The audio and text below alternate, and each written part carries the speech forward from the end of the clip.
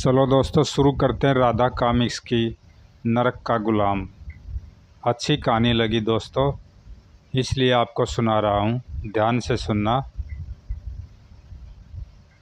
बल्लभगढ़ में गरीबदास नाम का एक गरीब किसान रहता था। किसान का एक लड़का था रतन। रतन बहुत सुंदर था। गरीबदास रतन का विवाह किसी बहुत सुंदर कन्या से करना चाहता था। उसने अपने बेटे के लिए बहुत सारी लड़कियां देखी। आखिरकार उसे रामगढ़ के एक जुलाहे घनश्याम की लड़की रूपा बहुत पसंद आई और उसने रूपा के साथ रतन का विवाह कर दिया। विवाह के अवसर पर रूपा के पिता घनश्याम ने गरीबदास से कहा, मेरे पास दहेज में देने के लिए कुछ नहीं है समधी जी। अरे आप इतनी सुंदर गुणवती कन्या दे रहे हैं, हमारे लिए यही बहुत है। रूपा बहुत ही सजीव चित्र बनाने में दक्ष थी। उसकी बनाई हर चित्र असली प्रतीत होता था। वह बुनाई कढ़ाई में भी निपुण थी। समधी जी, अगर हमारे भाग्य में संपन्नता लिखी है तो आपकी लड़की के हमारे घर पहुंचते ही हमारा भाग्य बदल जाएगा। मगर जैसा गरीबदास ने अपने समधी से कहा था वैसा न हुआ। बलिक, उफ, इस बार तो ज़बरदस्त सूखा पड़ा है, सारी फसल सूख गई। हाँ, खेतों ने इस बार दगा दे दिया, मगर दाल रोटी का प्रबंध करने के लिए कुछ न कुछ तो करना ही होगा बेटे। रतन और गरीबदास से नहीं, अपने घर की हालत से रूपा भी कम परेशान नहीं थी। क्या करूं कि घर की परेशानियां दूर हो जाए। अरे यह चरखा कैसा है, शायद सासू माँ इससे सूत काता करती होंगी। उसी रात रूपा ने अपने पति रतन से कहा, सुनो जी, घर में एक चरखा है, तुम मुझे रुई और ला दो तो मैं एक चादर बनाऊंगी। यहाँ घर में खाने के दानों के लाले पड़ रहे हैं और तुझे चादर बनाने की सूझ रही है। भला क्या करेंगे हम चादर का।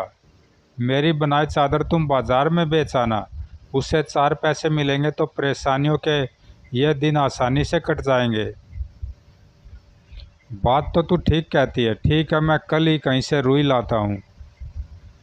बात रतन के दिमाग में जम गई और उसने अगले दिन रुई का प्रबंध कर दिया। और रुई तो मैं ले आया हूँ, मगर अगले महीने रुई के पैसे चुकाने होंगे। भगवान ने चाहा तो ये पैसे हम इसी महीने चुका देंगे। रूपा ने रुई से सूत काता, फिर एक सुंदर सी चादर बुनी। चादर पर उसने बेहद लुभावनी कढ़ाई भी की। फिर, यह चादर तुम बेच आओ, मगर अपने गांव के बाजार में इसे मत बेचना, इसे शहर ले जाओ और किसी बड़े आदमी को बेच देना। और यदि वह इसका दाम पूछे तो क्या बताऊं, कह देना खुद ही चादर देखकर दाम लगा लीजिए। बेफिक्र रहो, कोई पैसे वाला इसके कम दाम नहीं लगाएगा। रतन चादर लेकर शहर के बाजार में गया। वहाँ लोगों ने पटरियाँ लगा रखी थी। पटरियों पर ढेर सारा भांति भांति का सामान था, किंतु रतन के पास तो केवल एक चादर थी। चादर लिए वह एक कोने में खड़ा हो गया और कुछ देर खामोश खड़े रहने के बाद, यूँ खामोश खड़े रहने से तो कोई मेरी तरफ देखेगा भी नहीं, मुझे ज़ोर ज़ोर से आवाज़ लगानी चाहिए। और फिर, चादर ले लो, चादर, राजा महाराजाओं के घर बिछाए जाने वाली चादर ले लो। रतन के आवाज़ लगाकर पुकारने का असर हुआ और एक अमीर उसके निकट आया। उसने चादर देखी। फिर, कितने की है यह चादर। मैं क्या कहूँ, आप खुद ही चादर देखकर कीमत लगा लीजिए। चादर तो वाकई राजा महाराजाओं के घर बिछाने लायक है। मैं तुम्हें इसकी कीमत 1000 स्वर्ण मुद्राएं दे सकता हूँ, पर एक शर्त है। शर्त? कैसी शर्त? तुम्हें 15 दिन के अंदर मुझे ऐसी एक चादर और तैयार करवा कर देनी होगी। ठीक है, तैयार करवा दूंगा। और फिर चादर बेचकर रतन खुशी खुशी घर पहुंचा। उसने अपनी पत्नी रूपा को बताया, 15 दिन बाद एक चादर और देनी है, मैं हफ्ते भर में एक और तैयार कर दूंगी। और फिर रूपा दिन रात चादर तैयार करने में जुट गई। उधर, यह चादर तो बड़ी शानदार है, क्यों न मैं यह महामंत्री जी को भेंट कर दूं। इस चादर पर बने चित्र ऐसे हैं जैसे कि बिल्कुल सजीव हो, एकदम जीते जागते, उड़ते पक्षी, तालाब, पेड़ आदि। वाह! अमीर सेठ सरदारी लाल ने वह चादर महामंत्री चतुरसेन को भेंट कर दी। वाह, क्या शानदार चादर है, तुम ऐसी एक चादर और तैयार करवा कर मुझे दो। सरदारी लाल, मैं तुम्हें मुँह मांगी कीमत दूंगा। चादरों का जोड़ा मैं महाराज को भेंट करूँगा, महाराज खुश हो जाएंगे। अच्छा हुआ मैंने एक चादर बनाने के लिए चादर वाले को पहले से ही कह दिया था। ठीक है मंत्री जी, मैं 15 दिन बाद एक चादर और तैयार करवा के दे दूंगा। और फिर 15 दिन बाद रतन ने चादर सेठ सरदारी लाल को दी तो, भाई तुम्हारी चादर मुझे बहुत पसंद आई, तुम मेरे लिए ऐसी और चादरें तैयार करवा दो। और हाँ, तुम्हारा नाम क्या है, तुम रहते कहाँ हो? सेठ सरदारी लाल को रतन ने अपने घर का पता व नाम सब कुछ बता दिया। यह भी बता दिया कि चादरें उसकी पत्नी तैयार करती है। फिर वह प्रसन्नतापूर्वक अपने घर पहुंचा। तुम्हारे हुनर ने हमारे दिन बदल दिए रूपा। मैं सपने में भी नहीं सोच सकता था कि हमें चादर की इतनी कीमत मिल जाएगी। सेठ सरदारी लाल ने दूसरी चादर महामंत्री चतुरसेन को दी तो महामंत्री चादरों का जोड़ा बल्लभगढ़ के राजा भानु प्रताप को भेंट कर दिया। महामंत्री ने चादरों का जोड़ा बल्लभगढ़ के राजा भानु प्रताप को भेंट कर दिया। वाह क्या शानदार चादरें हैं, जी करता है बनाने वाले कारीगर के हाथ चूम लूँ। हम इसे बनाने वाले कारीगर से मिलना चाहेंगे। महामंत्री कहाँ रहता है वो? महामंत्री ने राजा को रतन और उसकी पत्नी द्वारा चादर तैयार किए जाने के बारे में बताया तो वह स्त्री स्वयं कितनी सुंदर होगी जिसने ये चादरें तैयार की है। राजा भानु प्रताप ने जितना सोचा उतना ही ज़्यादा बलवती इच्छा उसके दिल में रूपा को देखने की पैदा हुई और अगले दिन वेश बदलकर वह रतन के यहाँ पहुँचा। रतन उस समय और रुई लेने गया हुआ था। उसके पिता खेत पर गए हुए थे। घर में अकेली रूपा थी। उसने दरवाज़ा खोला। कहिए। क्या कहूँ, तुम्हें देखकर तो मैं अपना सब कुछ भूल गया हूँ सुंदरी। क्या बकते हैं आप, जानते नहीं मैं शादीशुदा स्त्री हूँ। जाइए, दफा हो जाइए यहाँ से। और राजा भानु प्रताप को बुरी तरह अपमानित करने के बाद रूपा ने भड़ाक से दरवाज़ा बंद कर लिया। भड़ाक। रूपा को देखने के बाद राजा भानु प्रताप की नींद हराम हो गई। मामूली किसान रतन की पत्नी, और वह तो मेरी पत्नी होनी चाहिए, मगर कैसे? अगले दिन राजा भानु प्रताप ने महामंत्री चतुरसेन से बातचीत की। हम उस रूप सुंदरी के बिना नहीं रह सकते महामंत्री जी, किंतु महाराज यदि आप उसे जोर ज़बरदस्ती द्वारा अपना बनाएंगे तो जनता पर बुरा असर पड़ेगा। फिर हम क्या करें, आप ही कोई उपाय सुझाइए। सोचने के लिए मुझे थोड़ी मोहलत दें महाराज। ठीक है, आप 3 दिन में कोई न कोई ऐसी तरकीब सुझाइए जिससे रतन हमारे रास्ते से हट जाए और हम उसकी पत्नी को अपना बना सके, वरना हम यही समझेंगे कि आप महामंत्री के पद योग्य नहीं हैं। उफ, चादरे महाराज को भेंट करके तो मैंने अपने लिए भी मुसीबत खड़ी कर ली। महामंत्री घर पहुंच उदास होकर बैठ गए। महामंत्री का घरेलू नौकर हरिया कुछ ही क्षणों बाद उसके लिए पेय लेकर वहां आया। शरबत लीजिए मालिक। यह शरबत तुम ही पी लो हरिया, आज हमारा मन बहुत उदास है। क्यों मालिक, गुस्ताखी माफ़ हो, हमें अपनी परेशानी बताए, शायद हम परेशानी दूर कर सके। यह समझ लो कि अब हम ज़्यादा समय तक महामंत्री नहीं रह सकेंगे। ऐसा क्यों मालिक? नौकर बेचारा क्या सलाह देगा। यह सोचकर महामंत्री ने उसे पूरी बात बताने में कोई हर्ज नहीं समझी। सब कुछ सुनकर हरिया ने महामंत्री से पूछा, यह रतन आदमी कैसा है, क्या करता है? महामंत्री ने हरिया को रतन के बारे में बताया तो मालिक, मुझे तो नहीं लगता कि यह रतन बहुत चालाक व्यक्ति होगा। क्यों न आप उसे किसी मुश्किल काम से कहीं भेज दे, ऐसे काम पर जहाँ से उसका जीवित लौटकर आना असंभव हो। यदि वह मर गया तो उसकी पत्नी महाराज किसी तरह शादी करने की जुगत भिड़ा सकते हैं। वह सुझाव तो तुम्हारा अति उत्तम है। अगले दिन महामंत्री ने यही सुझाव राजा भानु प्रताप को दिया। वाह महामंत्री, जवाब नहीं तुम्हारा, क्या उपाय सोचा है? हमें खुद अपने हाथों से कोई गुनाह करने की आवश्यकता ही नहीं है। हम रतन को डाकू जालिम सिंह को पकड़ कर लाने का काम सौंप देते हैं। फिर क्या था, जैसा कि राजा व महामंत्री ने योजना बनाए। उसके अनुसार रतन को राज दरबार में बुलाया गया और भाई रतन, हमने सुना है तुम बहुत अक्लमंद हो। आपका सेवक हूँ महाराज। अच्छा तो ठीक है, यदि हम तुम्हें कोई मुश्किल काम सौंपे तो करोगे? कोशिश तो अवश्य करूँगा महाराज। मेरी कोशिश होगी कि आपका दिया हर कार्य पूरा कर सकूं। तो ठीक है, तुम तो जानते ही हो डाकू जालिम सिंह बड़ा चालाक डाकू है। हमारी सेना बहुत कोशिश करने पर भी उसके अड्डों का पता न लगा सकी, उसे गिरफ्तार करने में असमर्थ रही है। हम चाहते हैं तुम उसे अपनी अक्ल और सूझबूझ से पकड़कर हमारे सामने पेश करो। मैं हाँ, तुम याद रखो, तुमने खुद ही अभी कहा था तुम हमारा दिया हर कार्य पूरा करोगे। इसलिए डाकू जालिम सिंह को पकड़वाने में असफल रहे तो तुम्हारा सिर धड़ से अलग कर दिया जाएगा। रतन उस रोज़ बेहद उदास होकर अपने घर पहुंचा। क्या बात है स्वामी, आज आप बेहद उदास और दुखी दिख रहे हैं? रूपा के भूत पूछने पर रतन ने कारण बताया। तो क्यों घबराते हैं आप? डाकू जालिम सिंह को पकड़ना कोई बहुत मुश्किल काम नहीं है। और फिर रतन की बुद्धिमती पत्नी ने रतन को एक तरकीब बताई। अगले रोज़, हाय हाय, हम लुट गए, बर्बाद हो गए हम। क्यों चीख चिल्ला रहे हो? क्या हुआ भाई?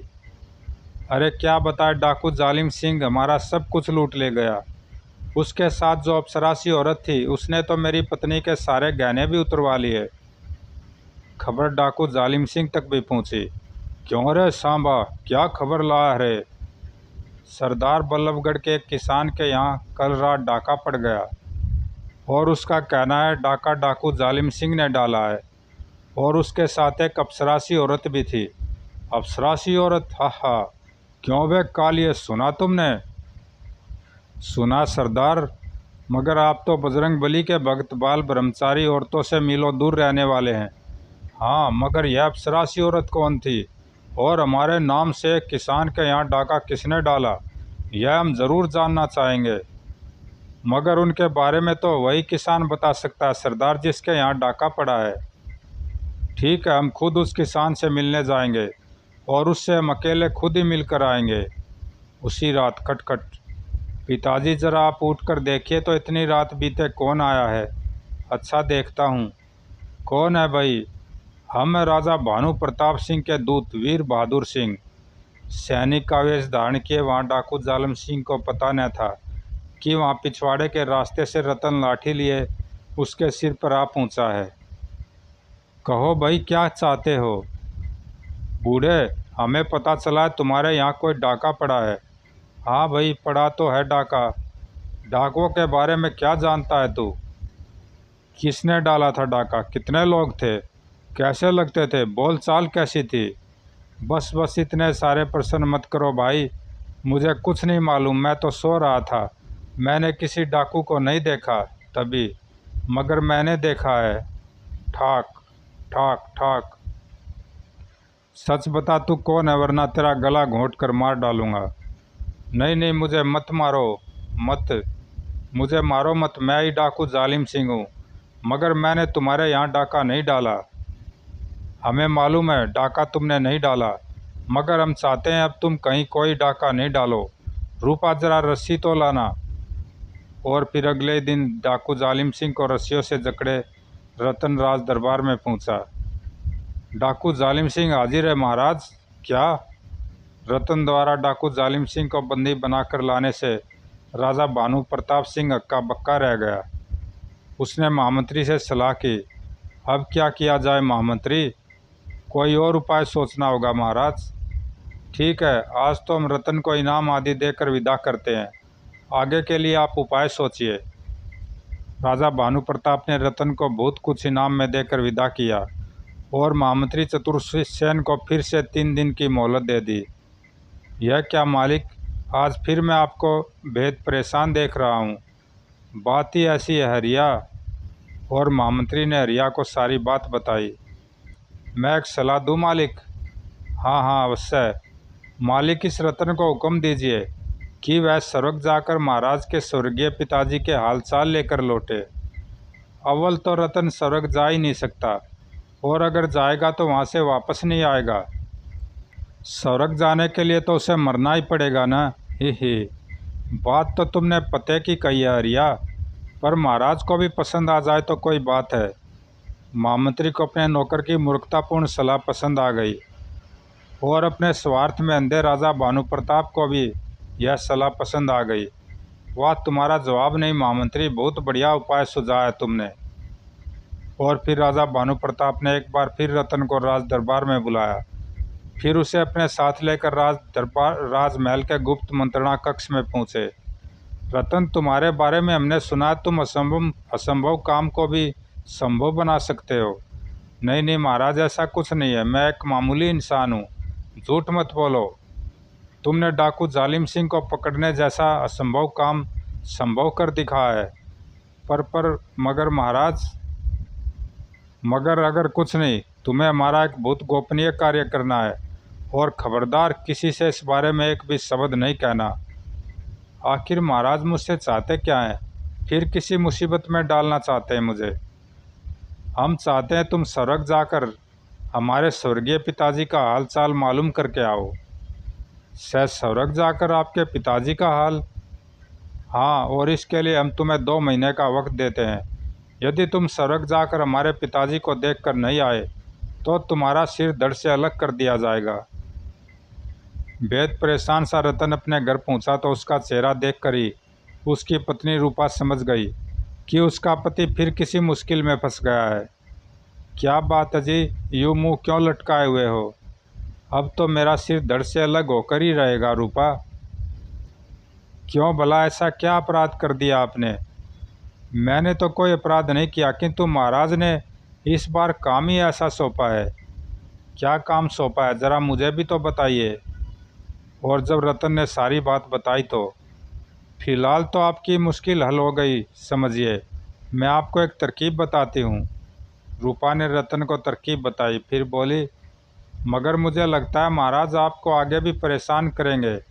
आप एक काम कीजिए, किसी तरह महाराज और उनके पिता का चित्र हासिल कीजिए। किंतु मैं भला महाराज और उनके पिता का चित्र कहाँ से हासिल कर सकता हूँ?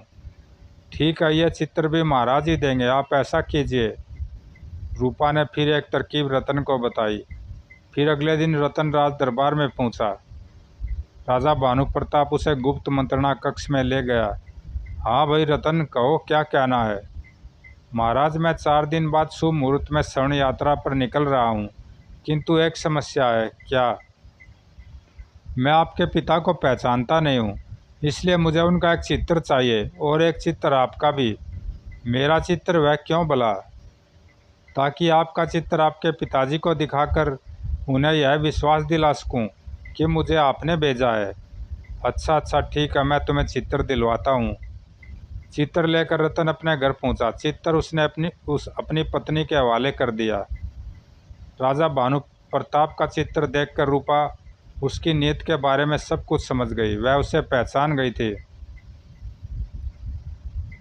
फिर 6 दिन बाद रूपा द्वारा बताई गई योजना के अनुसार रतन फिर से राज दरबार पहुंचा। महाराज की जय हो, आपके आशीर्वाद से मैं आपके पिताजी के दर्शन कर आया हूं महाराज। क्या? जी हाँ महाराज, मगर खेद है कि मैं उनकी हालत बयान नहीं कर सकता। क्यों? मुझे डर है कि अपने पिताजी की हालत जानकर आप नाराज़ हो जाएंगे। यदि आप मुझे अभयदान का वचन दें तो मैं सच बात कहने की हिम्मत करूं। ठीक है, हमने दिया तुम्हें अभयदान। तुम बताओ हमारे पिताजी का क्या हाल है? उनका हाल बहुत बुरा है महाराज, और वे स्वर्ग में नहीं है। स्वर्ग में नहीं है तो कहाँ है मेरे पिता? नरक में, और वहाँ वे बड़ी बुरी हालत में है। क्या बकते हो? मेरे पिता नरक में? भला यह कैसे हो सकता है? इस बारे में मैं क्या कह सकता हूँ महाराज? आपके पिता खुद ही कह रहे थे कि उन्होंने अपने राज्यकाल में जैसा किया था वैसा ही भुगत रहे हैं। उनकी चिट्ठी नरक में गुलाम की सी है। नरक में उन्हें दिन रात काम करना पड़ रहा है। नहीं, तुम झूठ बोल रहे हो।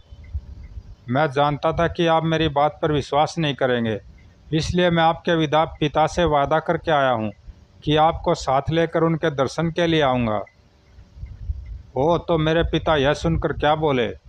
वह बोले कि ठीक है, मैं जानता हूँ मेरे बेटे ने ज़िंदगी में कभी कोई पाप नहीं किया होगा, किसी का दिल न दुखाया होगा। क्या मतलब यह सब क्यों कहा मेरे पिता ने?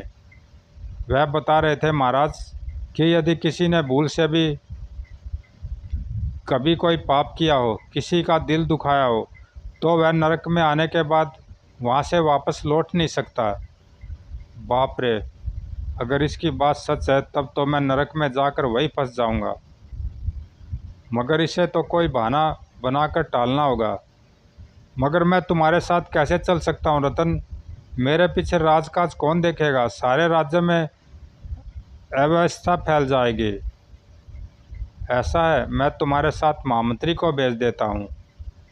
जैसा आप चाहे, किंतु एक बात और है, आपके पिताजी चूंकि नरक का गुलाम बने हुए हैं और उनके पास खाने को अन्न भी नहीं है तथा खर्च करने के लिए मुद्राएं भी नहीं है। अतः महामंत्री जी के साथ आप अपने पिताजी को आराम पहुंचाने के लिए जो कुछ भी देना चाहे भेज दे। ठीक है, ठीक है, मैं महामंत्री जी को बुलाकर तुम्हारे साथ भेजता हूँ।